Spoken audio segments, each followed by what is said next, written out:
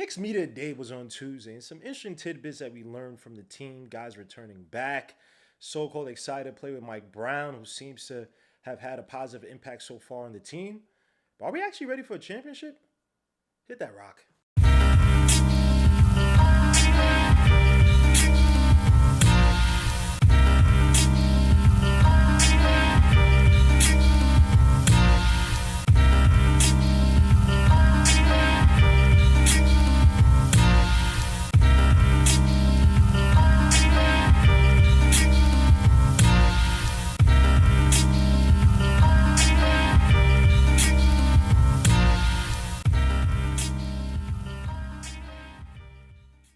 Before we get started, make sure to hit the like, subscribe to the channel, make sure to hit the dark notification bell to get each and every notification for each and every video I put out there. It's your boy G Maluja Knicks. Let's get it. So before we get started, obviously you see me with the Mets hat trying to ride this team. I'm in an abuse relationship with this team. Every time I tell this team to go F off, they come back. Every time I expect them to do well, they F off. So yeah, I'm in an abusive relationship right now. So I know, apologies for this hat. People might get mad at me, but I got to see this bum ass team through until the end of the season. Thank you, Pittsburgh, for helping us out, even though I hated Pittsburgh, went to school there.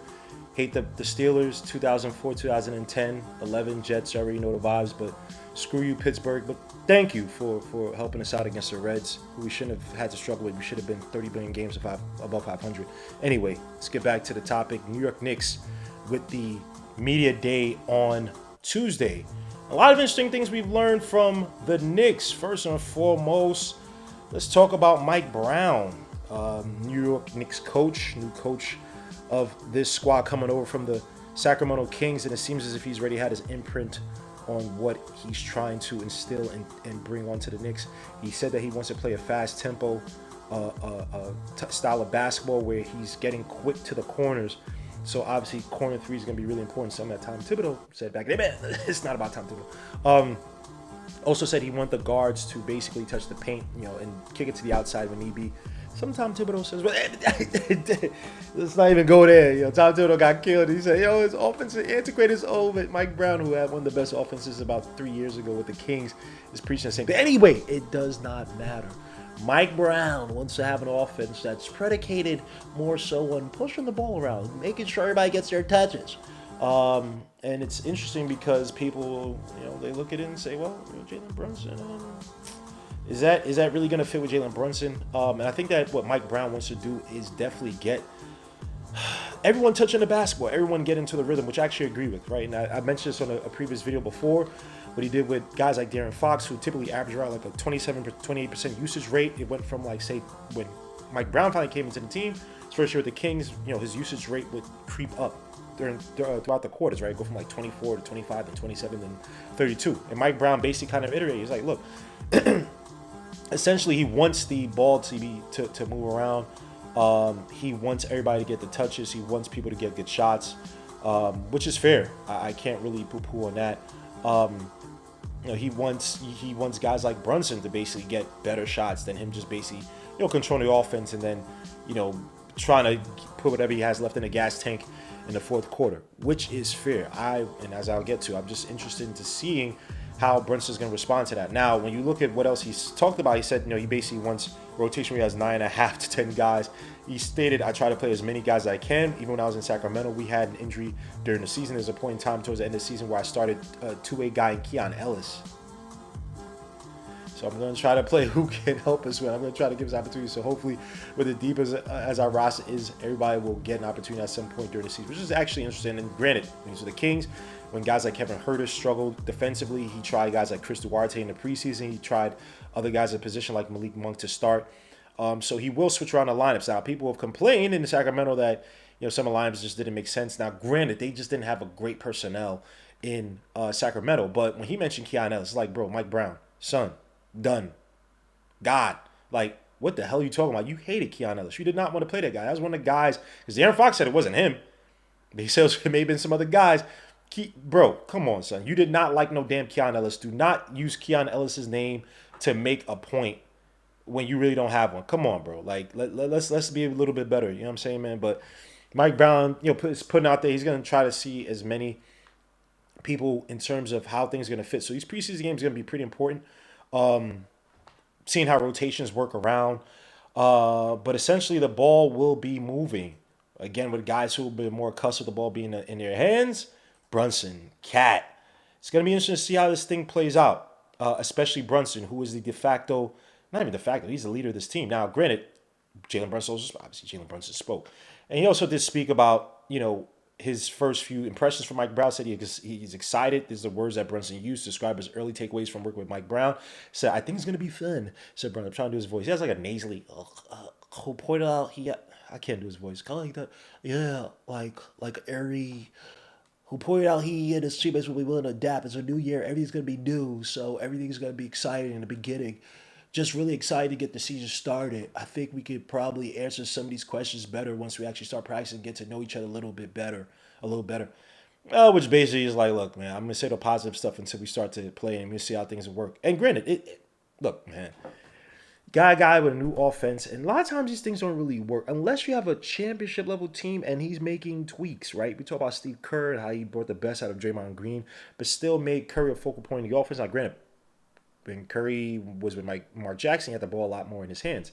Took the ball out of his hands a little bit more, but made him just basically the offense, essentially, right? The off-ball magnet in the offense, right? So it'd be interesting to see. I don't think that's going to be the case necessarily with Jalen Brunson, but remember, Jalen Brunson is a really good off-ball shooter. De'Aaron Fox was not, so you can't run the same thing with De'Aaron Fox as you can with Jalen Brunson. Jalen Brunson is excellent off the ball. He's excellent on the ball. So if he could buy into this, man, I'm telling you, Jalen Brunson could be special this year. He may not put the same stats he put up 2 years ago. His averaging, 28, 27 points a game.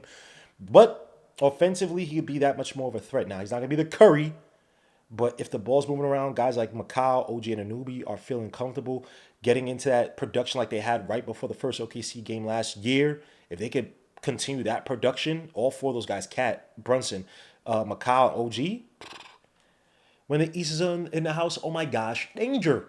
But let's get back to Jalen Brunson. Jalen Brunson, give respects to, the great king of the Andals, Tom Thibodeau. He said, it's sad to see him. He said Tom Thibodeau meant a lot to him. Sad to see him. Sad to see a man I've known for a long time part ways with his organization. But he's meant a lot to me. I express that to him publicly and personally. Yeah, he's meant a lot to my career up to this point. And granted, he has, man. Brunson, he believed in Brunson. I mean, it's an organizational thing, right?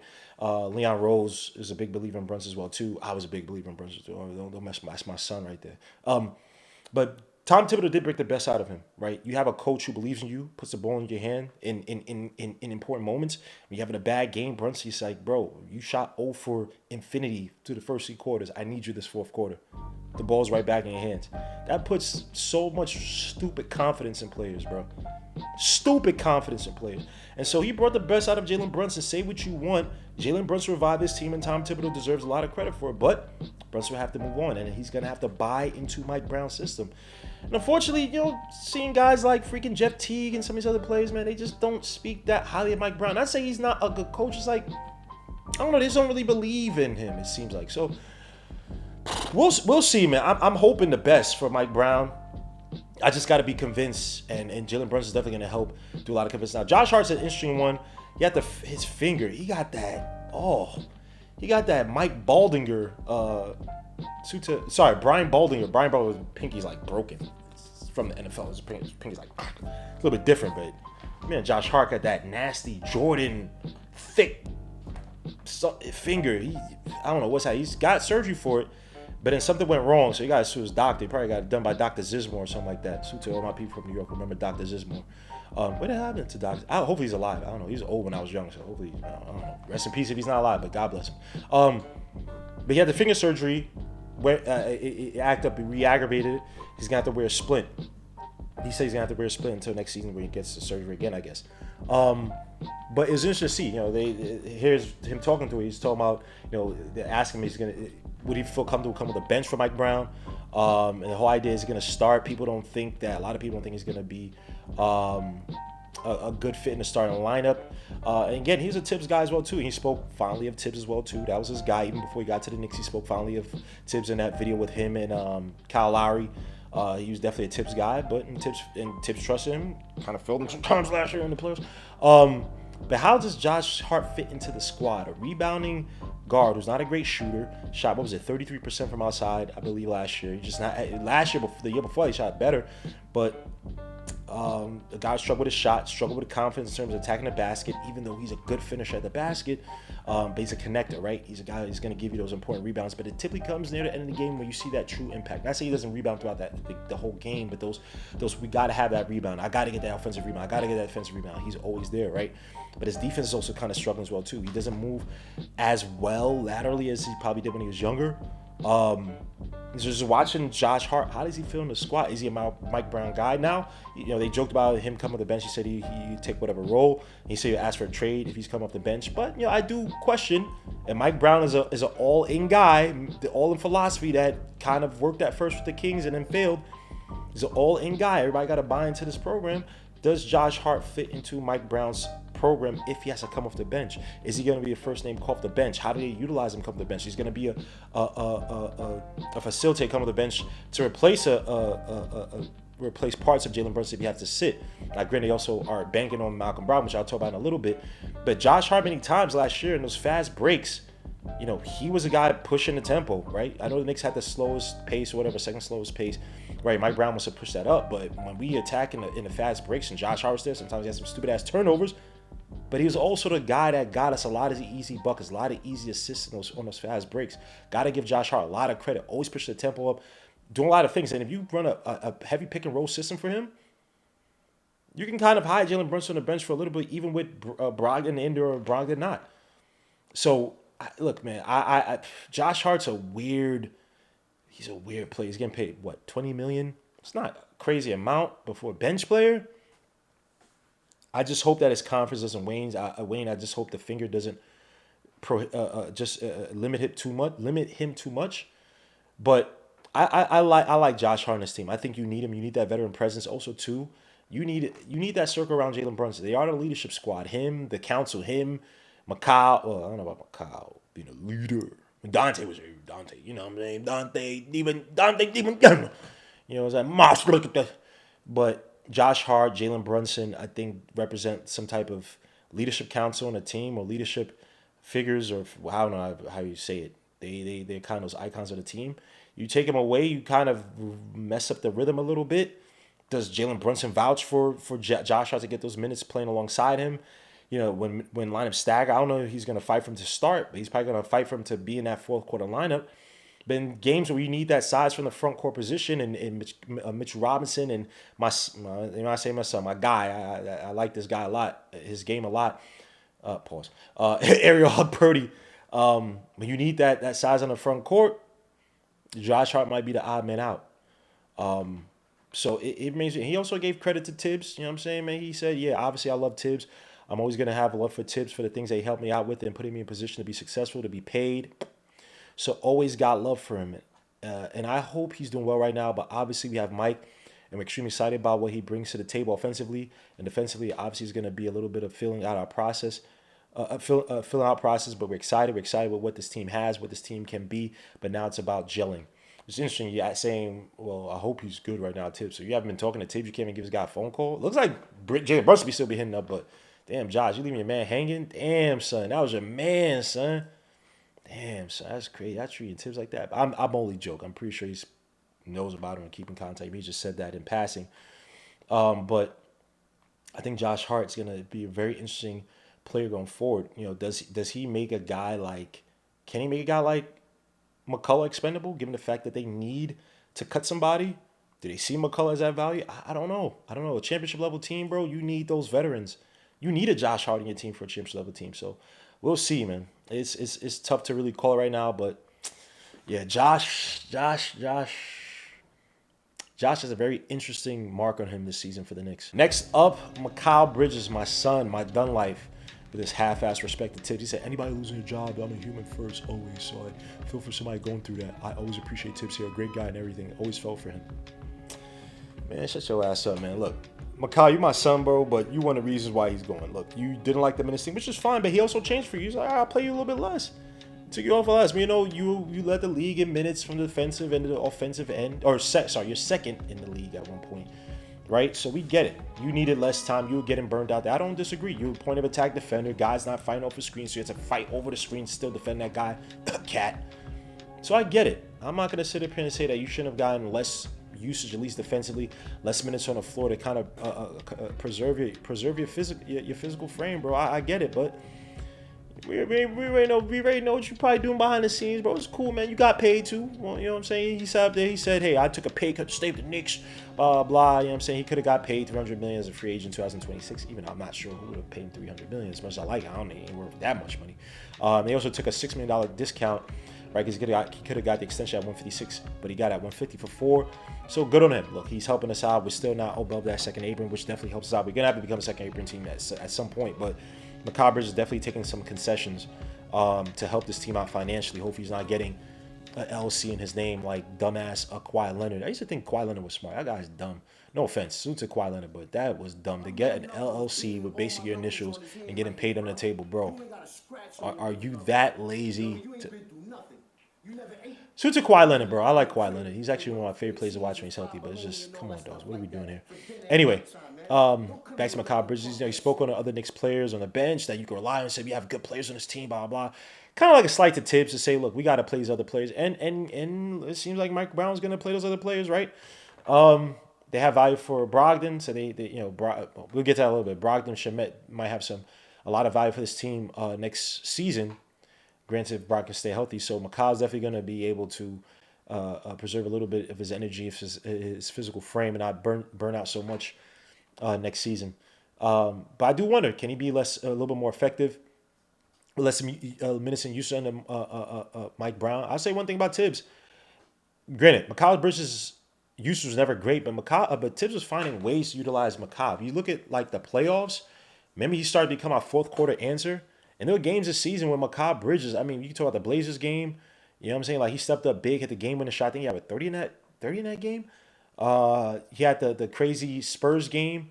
Wasn't it like on Christmas or New Year's? Whatever that was. I think it was whatever it was. You know, Mikal's shown glimpses of being that 1B player. Not to say he is, but, you know, can you spread out that type of production or spread a little bit more of that production, supplement it over his averages? Right? Can you make it more effective I don't know. I feel like he was becoming more effective when he got a little bit more usage versus just a catch and shoot guy. When the ball was in his hand for the pick and rolls in the fourth quarter before Brunson got in, even the games and the players where Brunson did get back in, and Mikal Bridges I forget what's against the Pacers. He had like 10 points in the fourth quarter one game. Maybe was it the Pistons or Pacers? I can't remember which one. Maybe the Celtics. One of those series, he had like 10 points in the fourth quarter. And Brunson started out the quarter to sit down, right? You know, so Tom Thibodeau, and maybe Tibbs should have done that a little bit earlier, just say, hey, look, all right, we'll put the ball in your hands. Because all these players want the ball in their hands. No matter how tired they are on defense, they still want the ball in their hands, right? So is that the case? You put the ball in his hands a bit? Do you like him going back to a usage rate of 17, 18%, but he gives you better defense, but the offense production is not there? You know what I'm saying? I'm still looking for the Mikal Bridges of the year that he was runner-up and defensive player of the year for the Suns. That's the perfect Mikal Bridges for the team. A guy who's basically a number 3 guy, can masquerade at times as a number 2, number 1 guy, you know, flashy number 1 guy at times where you need be.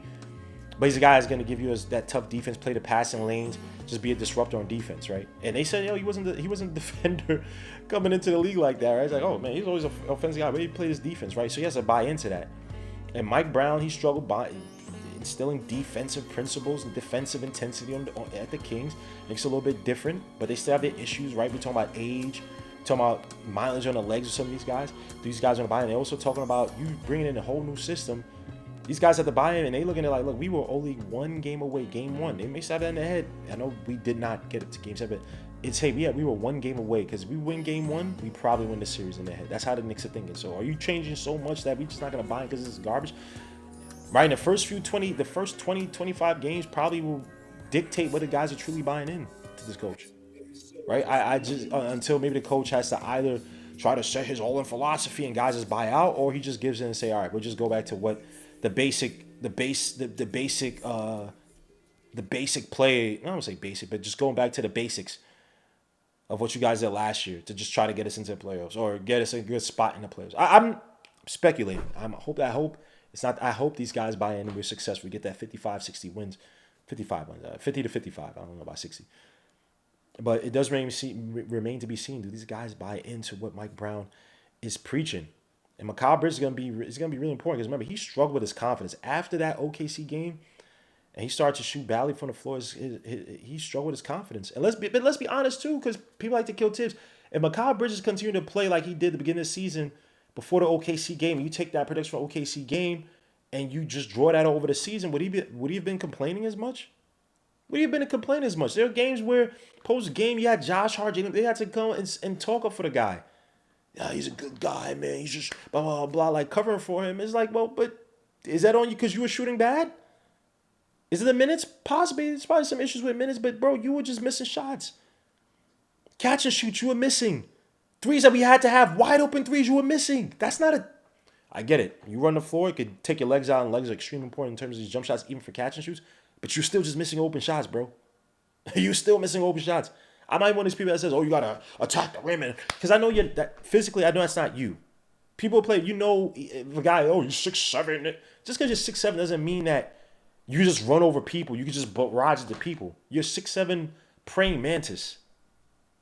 Some guy who's 6'5", 6'6" can still push you if they have stronger, dense bones than you. So I understand it. So I don't mind you being a shooter. Bro, you got to start making shots. Remember, Tibbs gave you the ball to be a mid-range guy. You were just missing shots, Bridges. You were just missing shots. So you my son, you my done life, but you gotta be more efficient, man. Tibbs ain't here for you to blame no more. And Mike Brown's an offensive coach. Oh, he's hired defensive guys. All that good cat. You know, they don't got Jody Fernandez back anymore. You know, got Chris Gent, whatnot. But all right, bro. Let's see, because they got to brought over from the Clippers to on defense. He's not no slog on defense. The Clippers, that defense showed up last year. Steals, playing a passing lane. So the same intensity is gonna be maybe less minutes, but we'll see. I'm talking too much on this, Mikal. We'll see. You, my son. Let's see what happens. Other things, man, interesting. Shams Charania said that Malcolm Brogdon is definitely going to serve a meaningful role on the Knicks this upcoming season. It was very interesting. Malcolm Brogdon, the guy who just can't stay healthy. Last played for the Wizards, but had 2 solid years with the Blazers. But again, just really can't stay healthy. So you're depending on him to have this big role on Knicks. I get it, but we'll see, because he's just not healthy. He just can't stay healthy. And he also said that Shamet is also going to be another guy that's going to be valued by Mike Brown, the 3-and-D presence. Now, granted, Shamet, again, he shot really well at the end of the regular season in the playoffs, but for most of the regular season, bro, he was terrible shooting-wise. I don't care what knows. I know he shot, it says 39.7%. I don't give a F. He basically just backloaded all his threes at the end of the season. I don't know what the hell that was, but he is back. He also good plays and good defense. He showed good effort. I think he's going to be a good locker room guy. I like Shamet's effort. His shooting was just terrible, but I like his effort. We'll definitely see. But then that also means who's going to be the odd man out. You sign Brogdon. He's on Exhibit 10 contract. I think you sign Shamet to the min, right? Oh, no, you didn't sign Shamet to the min. Did you sign Shamet to the min? I'm not sure. Either way, Shamet's here. Brogdon's here, right? Who's going to come off? Who's going to be cut? And this is why I'm a little bit scared about. I don't want them to cut any of the kids that I think have great potential. Now, I think Ariel Purdy's safe. He's safe. He's shown that he can play. He got hurt. I think he's more than fine. You have a few other guys. You have Diawara, who's a non-guarantee. You got freaking Tyler Kolek. You got Pacome Daddy. You got Kevin McCullough. And I like all these guys' games in different ways. I think the one I'm scared about is Tyler Kolek, man. I'm really scared they're going to cut this guy. I'm really scared they don't see his value. Now, people say, well, he's not going to be a super. You don't need superstar. In the NBA, even if you draft a guy 10, 15, anywhere from 10 to 15, right? You're hoping that guy can just be a productive, meaningfully productive player in the NBA. Would you like a star? Of course. Now, granted, Shamet was drafted in the second round. But again, I see Shamet in that annoying TJ McConnell role, that annoying point guard. I'm telling you, he's like 1 or 2 seasons from it clicking. And I'm talking about him being able to use his left, him able to draw the fouls appropriately, him being confident in his shot. I just think it's right there. And I think that people look at these early season struggles or these early career struggles and say, we have a championship to get to. Okay, you have a championship to get to. You better win this championship, because if you don't, next few years you're going to be looking at a team, if you trade off some of these younger players, a team with bereft of talent, lack of draft picks, and a bunch of guys over 30 years old on their last legs. And we haven't won a championship. So I just hope Mike Brown Granted, I think that Leon Rose is still running the show in terms of the Godfather's going over everything. I'm not saying he's a Godfather. I'm just saying he want to be that, right? And so to Leon Rose for showing up at the media day, which he didn't. I'm being sarcastic. I'm just scared that Mike Brown might rub a few players the wrong way. Pause. Even though he says he's going to play players, so we'll see. Is it truly a meritocracy? Do guys really have a chance? Maybe guys step up. Maybe guys feel a little bit more invigorated.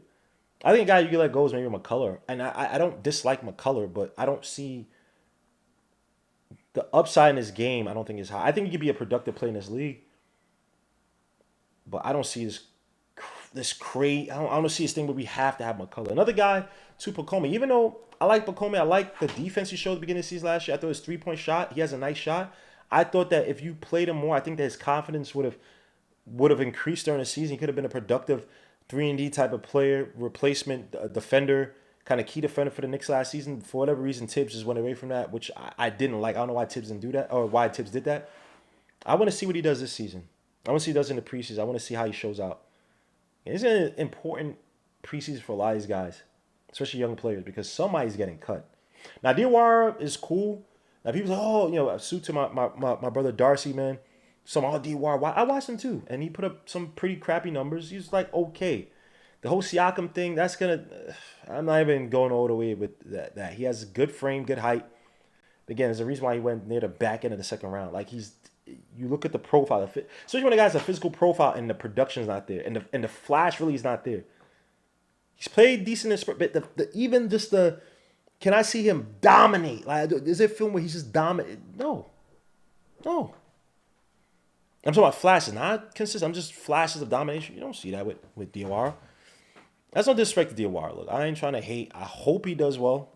I'm saying, but it makes me seen because also to your man Mike Brown, they talk about development. They hired the guy from St. Joe's, a coach from St. Joe's, Lang, I believe, to develop these guys, right? So it's going to be a long-term process for some of these guys, but I do wonder what is the plan in terms of development? How are you going to develop these guys? Are you going to bring in a Jerry Stackhouse type to come and coach the G League like they had Jerry Stackhouse coach the Raptors that one year when they had Fred VanVleet, Super Fred VanVleet just towards ACL too. Fred VanVleet, Siakam. Are you going to do that? Are we going to have a coach with, kind of like an offensive mindset to try to get the best out of these young players to be a little bit more creative on the offensive end as well too? We'll see. I will see. But very interesting media day. I don't know. Granted, they're not practicing yet. I'm scared the championship opportunity may be fading. Now, granted, this is the best year for the Knicks to make the championship because Eastern Conference is weak. People are hurt. Celtics, Pacers. These top teams are hurt. I think the Knicks should take the Eastern Conference. I'm just scared. They don't buy in, man. I'm really scared. Guys have to truly buy in, including Cat, Mr. Lights turn out. He's like, oh, did I turn off the lights? It's like, and he said they're talking about, if he had the knee injury, the knee surgery. He said, I didn't have knee surgery, blah, blah, blah. Look, Cat is going to have to buy in on both ends of the floor, defensively and also offensively. When I mean offensively, he's not going to just be sitting at the top of the key. He's not going to be sitting on the outside ready for a three-point shot attack. They're going to put him in a post. They're going to put him in the pinch. He's going to have to do a lot of work. See what Sabonis did? Sabonis shut his mouth up and bought an offensive. Say what you want defensively about Sabonis. He's not a good defender. But offensively, he was a cog in that machine for the Kings. Can Cat be that? Can Cat be okay like Sabonis was last year? Years with the Kings. Many times he put up 18 points in the first half, 15 points in the first half. Second half comes, he has 2 points, 4 points, but he has 6 assists. There's a bunch of screen assists. He's doing all the dirty work to get the ball to Fox, get the ball to Malik Monk, Keegan Murray, Harrison Barnes. Is Cat ready to do that? Is Brunson ready to take the reins and take the ball off his hands and be okay with the offense going through his bumps and bruises, but the other guys are getting touches and getting comfortable? Is McCall okay getting the ball less? Playing less minutes, but still have to play good defense and still have to hit those catch and shoots. You can't be a sub 30%. You can't be a sub 40% catch and shoot player anymore, bro. Not for the Knicks. Unacceptable. Do y'all want? Knicks. Do y'all want this freaking championship? I want this championship. I don't want to go through the same mess I went. I know the Pacers are not gonna be healthy. I don't want to go through that mess anymore. It's a prime opportunity. You guys have to buy the fuck in. Mike Brown. All these things you be talking about in the media is cool. But you got to find a happy medium in preaching your game, getting these guys to buy in, and making concessions to bring out the best out of everyone's game. Their strengths. What do they do best? Can't blame it on Tibbs anymore. Leon Rose probably was happy to be blamed on Tibbs until James Jones was like, all right, he's like, I know already. I can't. That's my cover. That's my buffer. No more buffering time, bro. It's championship level time. So let me know what you guys think, man. It's your boy G Malicia Knicks. I appreciate you. Hit them likes, subscribe to the channel. Make sure to leave a comment. Let me know what you thought about the media day. What are your thoughts? How do you feel about this, man? I have my reservations. Maybe it's because the Mets just made me so depressed. I don't feel happy about any sports right now. Mets, Jets, Manchester United, bro. Happy that the Knicks are actually the most successful team out of everybody I just mentioned. The Knicks are the most successful team out of all those guys. Those guys, the Knicks actually give me hope. That's crazy. I've lived long enough that if I said this 5, 10, 15 years ago, Knicks give me hope, I would have got shot. But I appreciate you guys, man. Peace through. God bless. I'll catch you guys on the next one.